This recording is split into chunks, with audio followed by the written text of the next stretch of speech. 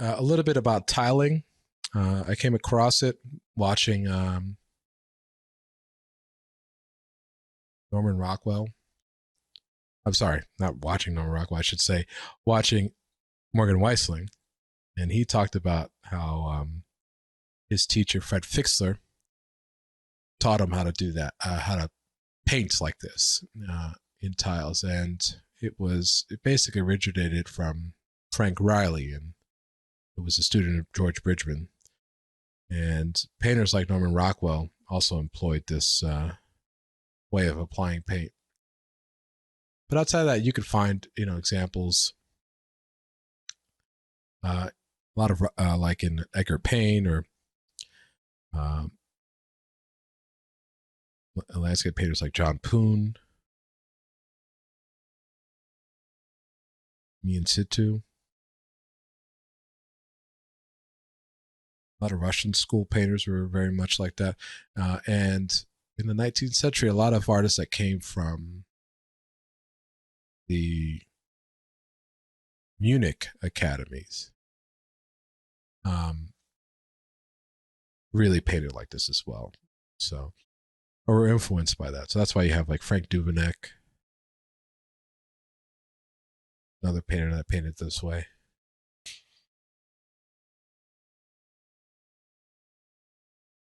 Is it the best way of painting? No, I mean it just works for me. That's all. And my approach changes depending on what it is I'm painting.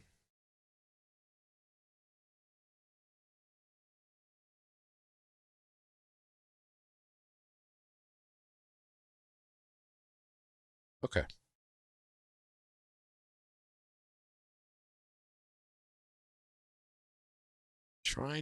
I really don't care about the drawing at this point. I'm using more so the values.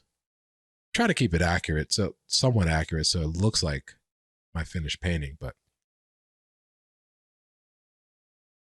if something gets a little big, it's really not that big of a deal.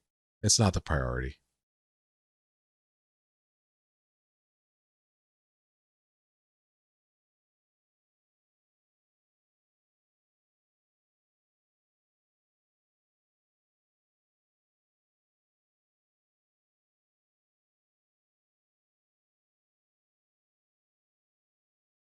So think of this as like color notes to yourself. You landscape painted. Um, you know what I mean? Like a lot of field studies are. A lot of artists like to use their field studies almost like as color notes.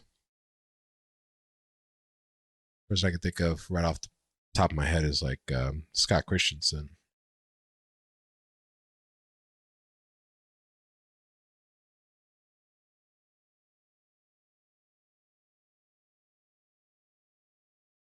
Okay.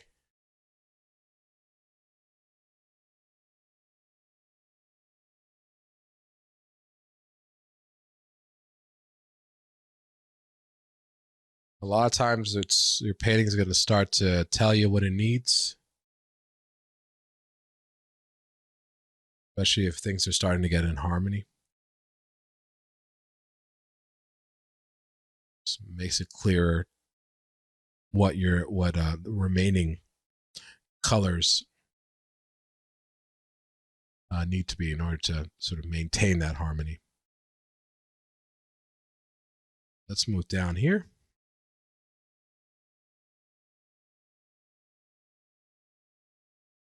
Actually, I'm going to maybe move here. Yeah, let's do that. I'm going to scrape this up.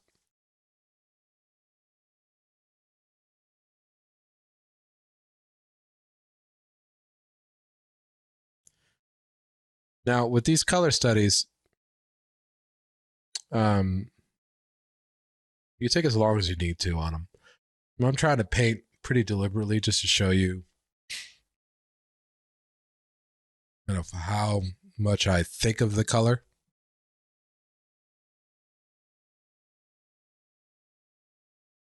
The time, but again, like if I do it in a certain amount of time, doesn't mean that you have to do it in that time.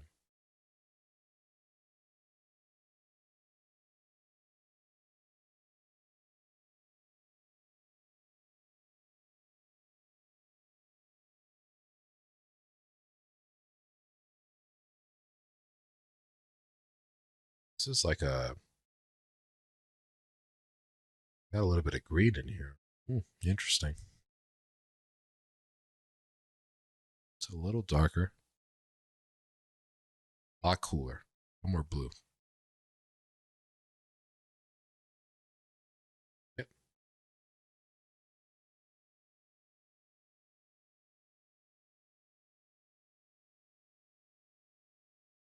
could be it. Really lighten this up. Values are pretty tight. Got a little bit of yellow.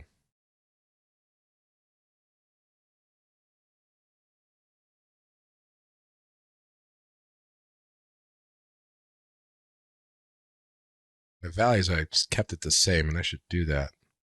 I'm just gonna try and make a more violent version of it. Maybe slight value change, but mostly a color change.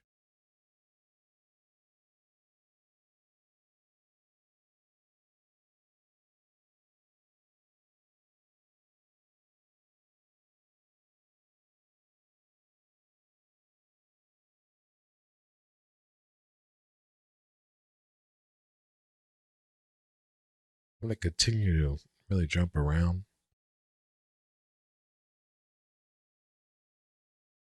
Hang out here just a little bit more. Or maybe hang out here just a little bit.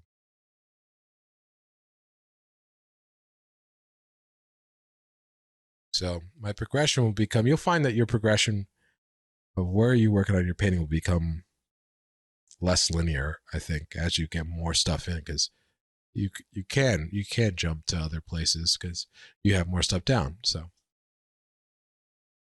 that you can relate off to.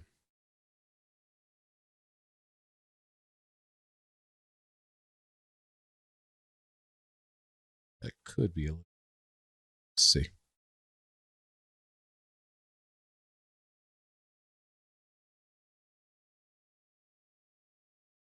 Yep.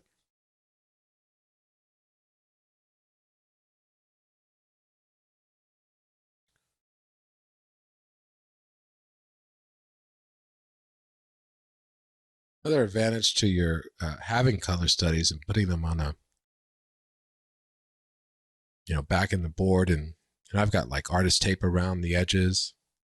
You clean them up and present them, put them in a frame or with a mat, or you can paint them on, cradle masonite. You can sell them as well, so they could be another painting a certain type of size that you can offer to a collector, and that's a little bit, a little bit more affordable than the final.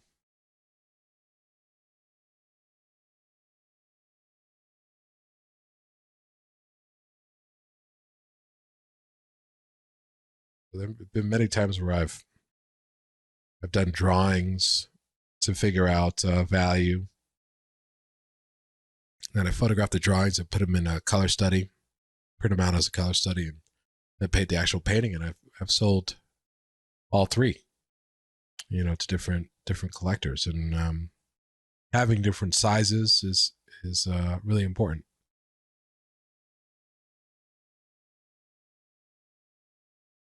because you might have someone that really likes your work, but might not be able to, or not be in a situation where they can spend part with money that would be required to in acquiring a really large painting, but can uh, afford to acquire a piece that's maybe a little bit smaller, like a study.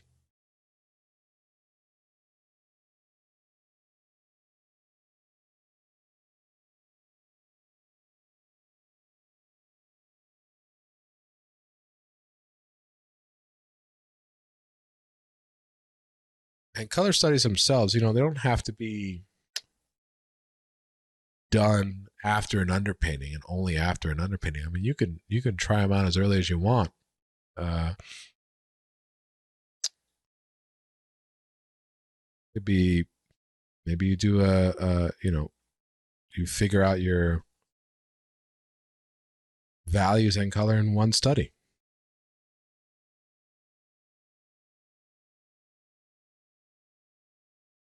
That's totally fine. Before you start the larger painting, I'll do that when I'm planning a show. I like to do a lot of the studies as early as possible so I could see what the show is going to look like. So if I don't like a painting, or I could try out a painting, then and it doesn't work out, then it's not a big deal. I'll say, oh, that's not going to work. So maybe it needs another piece. Let's swap in a newer piece or a different piece that might work a little bit more in line with the rest of the pieces. A lot of advantages to it.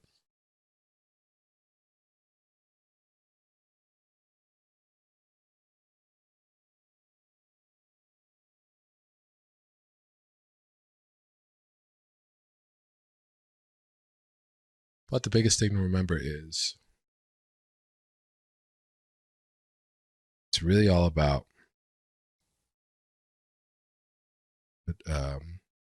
tackling the unknown,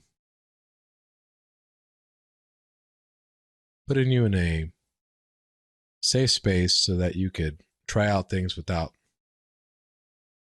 penalty of lost, time and frustration and so on and so forth.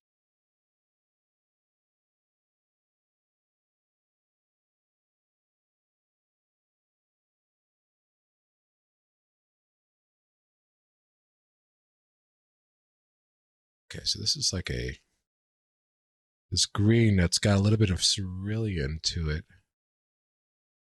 The touch of alizarin crimson. Really interesting. I mean, I know I put that color in the reference, but really interesting what the solution for that color actually is. Not what I thought.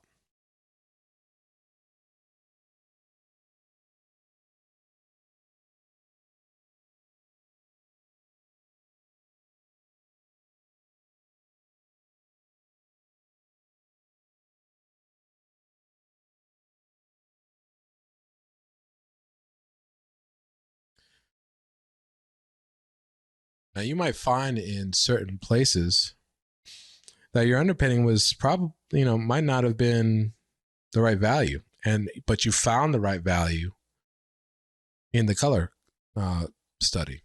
And so that's one of the advantages of doing it based off of like a photograph of your finished underpainting is you can catch potential issues that in your painting that were previously unaware or initially initially unknown.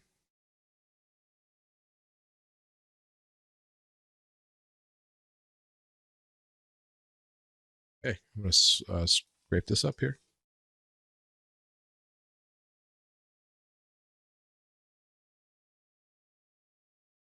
I find it really important in this mentorship that you see me work in different ways, and I'm going to do that throughout because I think it's important for you to see different possibilities and see the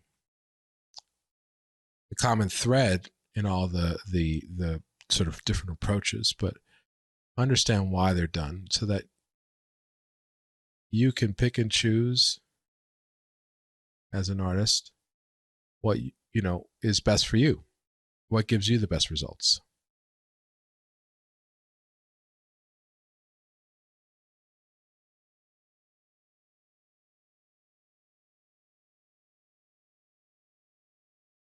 So, question that I always get asked is,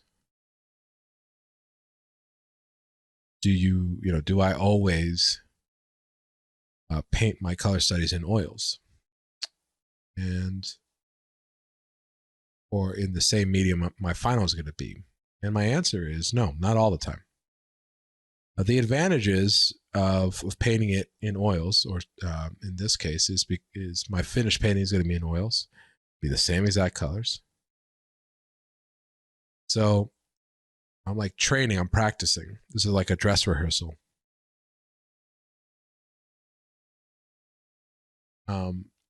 Now, one of the disadvantages with oils is that its drying time is an issue. So painting could be workable up until a certain point. Then you just have to let it dry.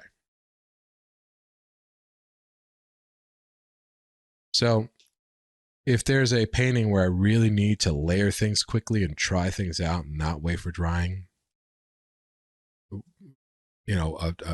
a certain layer to dry, I will paint it in acrylics with the same, colors.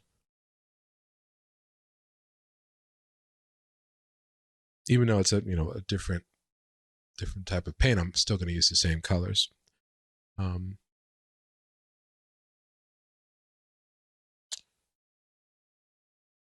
But and then there are times where I've done it digitally. I've seen a lot of artists use things like do their color studies in pastel. It's because it's easy to get color down. You don't have to mix it. The color's right there.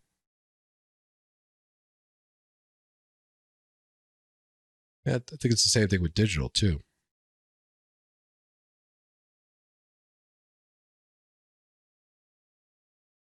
So what matters is that you're solving the issues of color.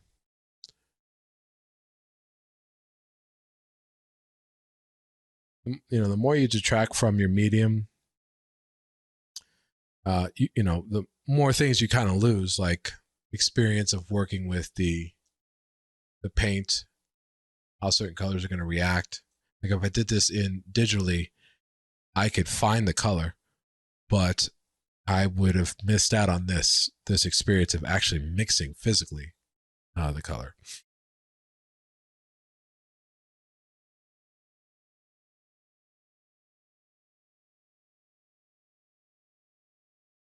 And that would be something I'd have to come across in the finish, which is not the biggest of deals, but there's definitely an advantage to doing it in the same medium, but not a requirement. There's pros and cons to everything.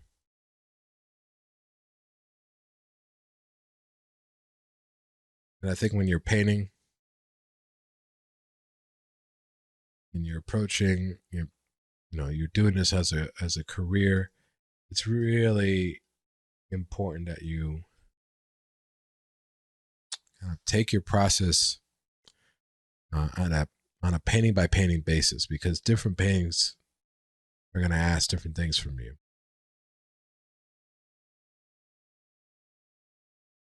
So you don't have to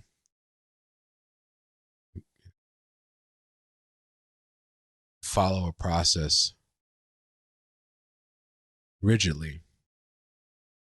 You don't have to be forced to do that. You can make changes or variations to that process as needed to better serve the painting that you're working on.